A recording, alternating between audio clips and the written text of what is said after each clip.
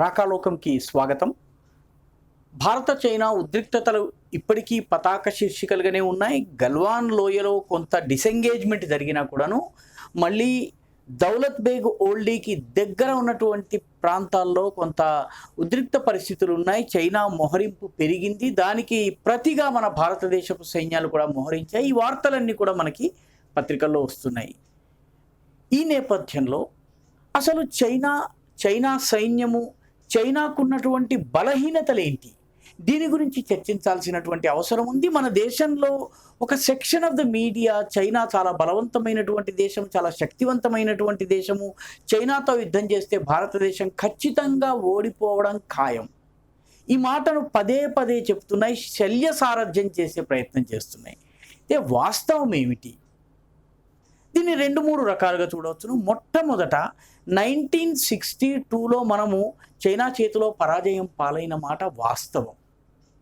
కానీ మన సైనికులు పోరాడలేదా?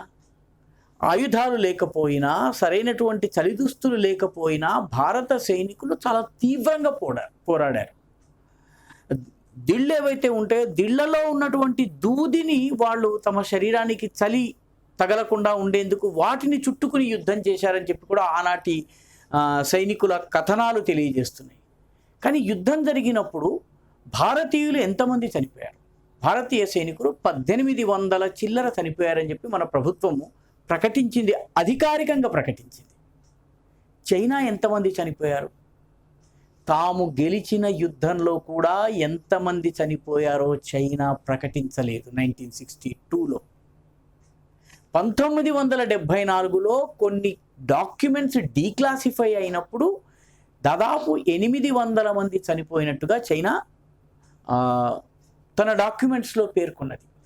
అంటే తన యుద్ధంలో చనిపోయిన సైనికుల వివరాలను కూడా చెప్పడానికి చైనా భయపడుతుంది, సందేహంలో ఉంది. ప్రజల్లో ఎటువంటి రియాక్షన్ వస్తుంది అని చెప్పి ఆలోచించింది 1962లో. ఇప్పుడు కూడా గల్వాన్ లోయలో భారతదేశము మొట్టమొదటి రోజే ఎంతమంది చనిపోయారో ప్రకటించింది.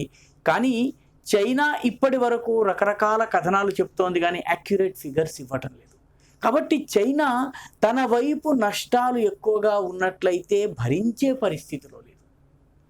భారత చైనా యుద్ధంలో 500 మంది సైనికులు శత్రువు చేతిలో చనిపోయారు 1962 యుద్ధంలో. చైనా వాళ్ళు 800 మంది చనిపోయారు.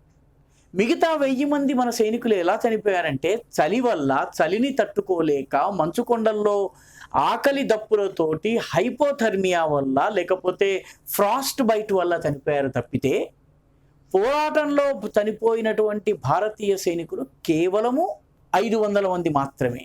కాబట్టి వ్యక్తిగతంగా జవాన్ టు జవాన్ గనక చూసినట్లయితే భారత సైనికులు ఆ రోజు కూడా చాలా సాహసోపేతంగా, వనరులు లేకపోయినా, వసతులు లేకపోయినా, సాధనాలు లేకపోయినా పోరాడారు. కాబట్టి చైనా సైన్యం ఇన్విన్సిబుల్, దాన్ని ఓడించలేము అని చెప్పేటటువంటి వాదన ఏదైతే ఉందో అది పూర్తిగా నిజం కాదు. ఇక రెండవ విషయానికి వస్తే, చైనాకు ఉన్నటువంటి అతిపెద్ద సమస్య ఏంటంటే భారత భూభాగం మీద దాడి చేయాలని కనుక భావించినట్టయితే అటు అరుణాచల్ కానివ్వచ్చు, ఇటు మధ్య సెంట్రల్ సెక్టర్లో ఉన్నటువంటి బారాహోతి, ఉత్తరాంచల్లో ఉన్నటువంటి మిగతా ప్రాంతాలు కావచ్చు, లేదా ఆక్సాయ్ చిన్కి పడమర వైపున ఉన్నటువంటి మన లద్దాఖ్ ప్రాంతము, లైన్ ఆఫ్ యాక్చువల్ కంట్రోల్కి మన వైపు ఉన్నటువంటి భూభాగం పైన దాడి చేయాలన్నా చైనాకి కావలసినటువంటి సరఫరాలన్నీ, ప్రధానమైనటువంటి సరఫరాలన్నీ రావలసింది 2200 కిలోమీటర్ల దూరంలో ఉన్నటువంటి చెంగ్డు బేస్ నుంచి రావాలి. చెంగ్డు బేస్ నుంచి లాసాకు రావడానికి వాళ్లకు 48 గంటలు పడుతుంది. లాసా నుంచి భారత్ బార్డర్ దగ్గరికి వస్తువుల్ని తీసుకుని రావడానికి మరొక 48 గంటలు పడుతుంది. అంటే దాదాపు 4 నుంచి 5 రోజుల సమయం చైనాకు చెంగ్డు నుంచి వసతులు తీసుకుని రావడానికి, వనరులు తీసుకుని రావడానికి, సాధనాలు తీసుకుని రావడానికి, పెట్రోల్ తీసుకుని రావడానికి సమయం పడుతుంది. కాబట్టి చెంగ్డు నుంచి సప్లై లైన్ ఏదైతే ఉందో ఈ సప్లై లైన్ టిబెట్లోని ఎడారి ప్రాంతము, ప్లాటూ, పీఠభూమి మీద నుంచి వెళ్ళాలి. కాబట్టి దీనికి సమయం పడుతుంది. కాబట్టి చైనా యుద్ధం చేయాలన్నట్లయితే అయితే చెంగ్డు మీద ఆధారపడాలి, లేదా దక్షిణ ప్రాంతంలో ఉన్నటువంటి కున్మింగ్ మీద ఆధారపడాలి. కున్మింగ్ ఇంకా దూరం ఉంది. కాబట్టి సప్లై లైన్స్ చైనాకి అతిపెద్ద సమస్య. రెండవది, కేవలం సప్లై లైన్స్ మాత్రమే కాదు, చైనా వరకు వచ్చినట్లయితే నియరెస్ట్ ఎయిర్ బేస్ ఏదైతే అది 200 కిలోమీటర్స్ దూరంలో ఉంది. చైనాకు సంబంధించినటువంటిది టిబెట్ సైడ్లో 200 కిలోమీటర్స్ దూరంలో వాళ్ళ ఎయిర్ బేసెస్ ఉన్నాయి. ఇప్పుడు తాజాగా వస్తున్నటువంటి శాటిలైట్ చిత్రాలను చూసినా కూడా ఈ విషయం కన్ఫర్మ్ అవుతున్నది. మూడవ ప్రధానమైనటువంటి విషయం ఏంటంటే, చైనాలో ప్రతి వ్యక్తి తప్పనిసరిగా ఆర్మీలో చేరి కొన్నాళ్ళు పనిచేయాల్సిందే. అంటే కాన్స్క్రిప్షన్ అంటారు ఇంగ్లీష్లో. ఈ కాన్స్క్రిప్షన్ ప్రపంచంలో ఒక ఇజ్రాయిల్ తప్ప మరెక్కడ కూడా సక్సెస్ఫుల్ కాలేదు. అమెరికాలో కాన్స్క్రిప్షన్ ఉండేది, అమెరికన్ ప్రజలు దానికి వ్యతిరేకంగా పోరాడారు. అదేవిధంగా చైనాలో ఉన్నటువంటి కాన్స్క్రిప్షన్లో కూడా గమనించాల్సింది ఏంటంటే, గ్రామీణ ప్రాంతానికి చెందిన పేదలు మాత్రమే సైన్యంలో మొక్కుబడిగా చేరుతారు. ధనికులు రకరకాల సాకులు కారణాలు చూపి ధనిక చైనీయులు ఎవరైతే ఉన్నారో వాళ్ళు సైన్యంలో చేరడం లేదు. కాబట్టి సైన్యంలో ఇంటలెక్చువల్ లీడర్షిప్ కొరత ఉంది. రెండవది, సైనికులు 2 ఏళ్ళు 3 ఏళ్ళు మాత్రమే పనిచేసి మళ్ళీ వెళ్ళిపోవాలన్నటువంటి భావనలో ఉన్నారు. కాబట్టి వాళ్ళు పూర్తిగా యుద్ధ కళను, యుద్ధ విద్యను పూర్తిగా అభ్యసించే దిశలో కానీ, లేకపోతే నైపుణ్యాలను సాధించే విషయంలో కానీ ఇంట్రెస్ట్ లేదు. కాబట్టి చైనాకు పేరుకి 2 మిలియన్ కన్నా ఎక్కువ మంది జవాన్లు ఉన్నారని చెప్పినప్పటికీ, దీనిలో ఈ కన్స్క్రిప్టెడ్ ఆర్మీ జవాన్స్ ఎవరైతే ఉన్నారో, సోల్జర్స్ ఎవరైతే ఉన్నారో, వీళ్లకు యుద్ధ విద్యలో లోతు లేదు. సరైనటువంటి చైనీస్ మిలిటరీ నాయకత్వం లేదు. పైగా చైనీస్ మిలిటరీ ఏదైతే ఉందో, పీపుల్స్ లిబరేషన్ ఆర్మీ, దానిపైన కమ్యూనిస్ట్ పార్టీ ఆధిపత్యం ఉంది. కమ్యూనిస్ట్ పార్టీ లక్ష్యాల కోసము, ఆబ్జెక్టివ్స్ కోసం సైన్యం పనిచేయాలి. కాబట్టి ఇక్కడ చైనాలో అత్యాధునికమైనటువంటి సాధనాలు ఉన్నప్పటికీ కూడాను వాళ్ళు యుద్ధం చేయగలిగేటటువంటి స్థితిలో భారతీయ సైనికుల వలె సిద్ధంగా లేరు. అది గల్వాన్లో రుజువైంది. చైనా ఇప్పటికీ కూడాను ఇంత ప్రాణహాని తమ వైపు జరగడం పట్ల దిగ్భ్రాంతిలో ఉంది. కాబట్టి నాలుగవ ప్రధానమైనటువంటి అంశం ఏంటంటే ఎయిర్ ఫోర్స్.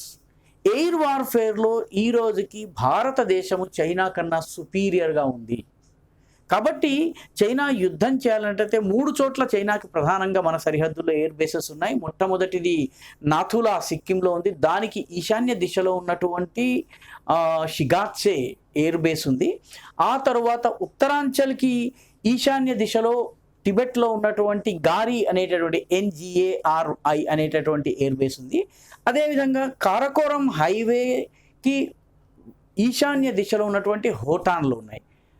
మనకున్నటువంటి వైమానిక పాటవం కానీ, సామర్థ్యం కానీ, సాధనాలు కానీ చైనాకి లేవు. కాబట్టి యుద్ధమే గనక జరగవలసి వస్తే ఇది పూర్తి ఏకపక్ష యుద్ధం కాబోదు. చైనా ఏకపక్ష విజయం సాధిస్తుందని భావించటం పొరపాటు. ఇదే సమయంలో జపాన్ తోటి, ఫిలిప్పీన్స్ తోటి, తర్వాత మిగతా దేశాలతోటి, ఆగ్నేయాసియా దేశాలతోటి చైనాకి ప్రస్తుతం ఘర్షణాత్మకమైనటువంటి వాతావరణం ఉంది. ఆస్ట్రేలియాతో ఇప్పటికే చైనాకి చాలా ఉద్రిక్తమైనటువంటి సంబంధాలు ఉన్నాయి. తర్వాత ఈ పసిఫిక్ మహాసముద్రంలోనూ, అదేవిధంగా సౌత్ చైనా సీలోను, ఇండియన్ ఓషన్లోనూ ఉన్నటువంటి అమెరికన్ బేసెస్ ఏవైతున్నాయో అవి కూడాను చైనా దుందుడుకు చర్యల్ని అడ్డుకునేటువంటి ప్రయత్నం చేస్తాయి. కాబట్టి ఈ నేపథ్యంలో యుద్ధమై నిజంగా గనక వచ్చినట్లయితే చైనాకు నల్లేరు మీద నడక కాదు, 1962 నాటి పరిస్థితి ఉండబోదు. ఈ విషయాన్ని మనము చాలా స్పష్టంగా అర్థం చేసుకోవాల్సినటువంటి అవసరం ఉంది. ఈ వీడియో మీకు నచ్చినట్టయితే లైక్ చేయండి, షేర్ చేయండి, సబ్స్క్రైబ్ చేయండి. మీ అభిప్రాయాలను కమెంట్ల రూపంలో పంపండి.